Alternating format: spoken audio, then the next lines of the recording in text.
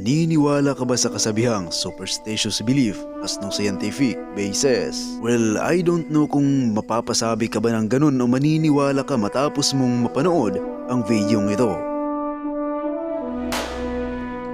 Dahil ang pag-uusapan natin ngayon ay ang mga taong may angking kapangyarihan at di umano'y hindi tinatablan ng bala. Ayaw parehas eh.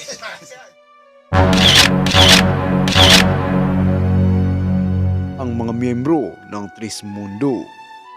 Ang Trismundo ay isang organisasyon na nabuo dito sa Pilipinas at ang kanilang founder ay si Trismundo Tres Hilario.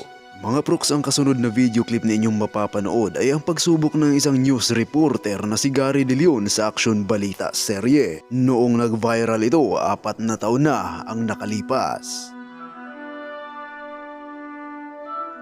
Sa pamamagitan lamang ng pagpapainom ng tubig at pagbasbas ni Hilario ay hindi ka na mapuputukan ng kahit na anong armas. Malapitang itinutok sa aking ulo ang 45 baril. Oops, mala pelikula ang dating ni Kuya. Huwag mong itutok sa amin yan, baka maputukan kami niyan. Oops, bero lang yun mga proks ha. But $1 million question, saan nga ba galing ang kapangyarihan ni Hilario? Sasagutin natin yan, pero nais ko lang munang humingi ng kaunting oras sa iyo para pindutin ang subscribe button at bell icon. Now, let's continue.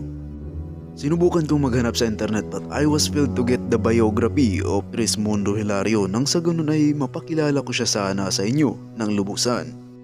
So, magsisimula na lang tayo kung ano ang kanyang trabaho. Siya ay dating isang negosyante at nagtitinda ng mga damit sa kanilang lugar. Pero hindi siya naniniwala ng kung ano-ano katulad ng pinaniniwalaan niya sa ngayon. Pero sa hindi inaasahan ay nagkaroon siya ng malubhang sakit na humantong sa sitwasyon na tinatanggihan na siya ng doktor dahil wala ng lunas rito. Pero lingid sa kanyang kaalaman, siya ay hinuhubog pala ng ama, anya. Unang beses meron dong nagpakita sa kanya 3 maitim na mga espiritu at nung mga araw na yon ay kasalukuyan raw siyang ginagambala ng mga masasamang elemento. Ngunit nilinabanan daw niya ang mga ito at nung nagtagumpay siya ay nalusaw ang mga ito at naglaho ng parang bula. Pero I'm not sure kung sa papaanong paraan, pero nabanggit dun na sa tuwing natutulog siya ay merong gumigising sa kanya dahil paparating na ang mga masasamang elemento. So therefore, hindi siya nananaginip. Isang araw, bandang 9:00 ng umaga, ay pumasok siya sa kanyang silid. Nagpakita na naman sa kanya ang 3 maiitim na espiritu. Hinawakan raw siya ng mga ito ngunit maya-maya ay umalis rin ito. Ngunit maya-maya ay napansin niyang nag-iwan ito ng mga marka sa kanyang braso at yun ay tinawag niyang puwersa.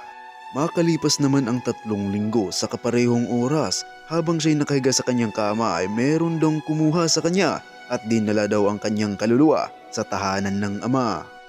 At doon daw siya binasbasan ng liwanag ng araw, simoy ng hangin at agos ng tubig. Matapos daw siyang basbasan ay ibinalik daw siya ng ama sa kanyang katawan.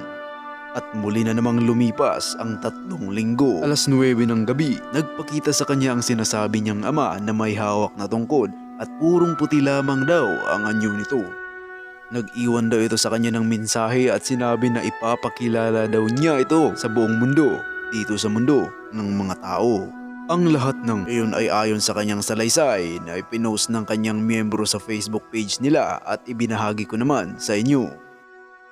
Si Hilario ay pinaniniwalaan ng kanyang mga miyembro na siya ang pangatlong sugo ng ama.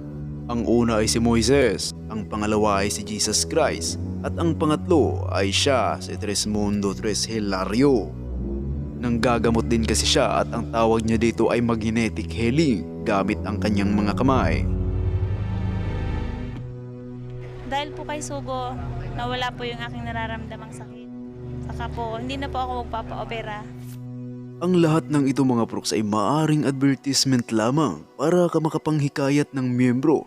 Pero maaari ring totoo, depende sa tao. Nasa sa inyo pa rin naman ang pasya kung maniniwala kayo o hindi. Ang lahat ng impormasyon ay nakuha ko lang sa internet at wala akong personal na experience mula rito. Nais ko lang ibahagi sa inyo ang aking mga natuklasan at ang link ay ilalagay ko sa description box sa ibaba.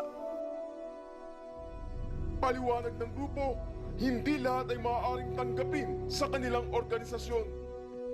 Ang bagay na aming pinakikilala ay isang kalikasan tinatawag sa mundo ng mga tao, likha, hindi ginawa. Ayaw parehas eh. Siya, ikaw ba ito mo sa mama?